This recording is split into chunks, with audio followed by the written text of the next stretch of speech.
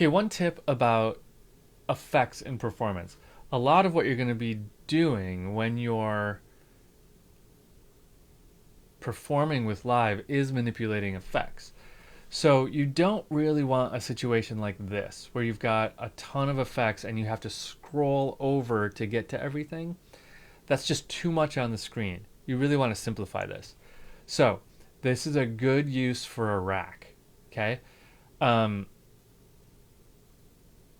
you can use a rack with a single chain just to take advantage of the macros. For example, let's take all of this.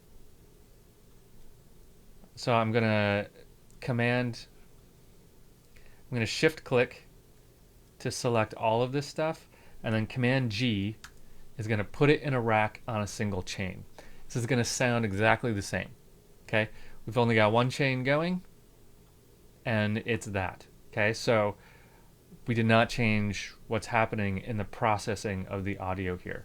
But what we did get by doing that is our macros. So with this, we can say, okay, of all of this stuff, what do I really want to see?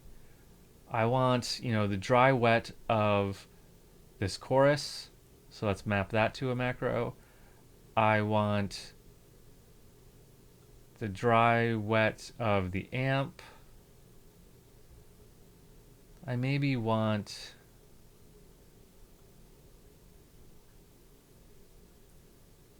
to set my amp type to a macro.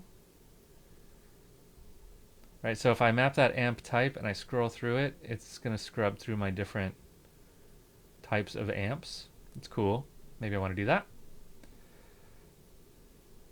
Dry wet of this cabinet, maybe I want. Don't need that tuner. Don't need that auto pan. Whatever. Okay, so maybe those are the only 4 things I need. So I don't need to look at this huge list of things and scroll around. I can just hide those. I can hide the chains and just have that.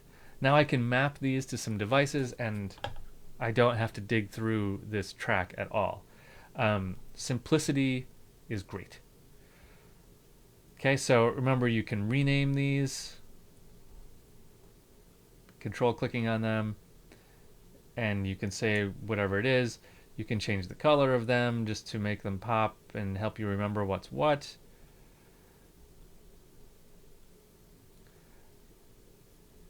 You can do some customized mapping so that you don't go all the way to the top or all the way to the bottom, whatever you like.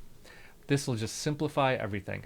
Oh, and don't forget, you can get more macros if you want now through this plus button. You can get up to 16 macros here, so that can be really handy. Or you can scale them down to make it even more simple. Now we just have our 4 macros that we're going to need here. So put things on an effect rack just to take advantage of the macros. You don't even need to have them on multiple chains. Everything will sound the same.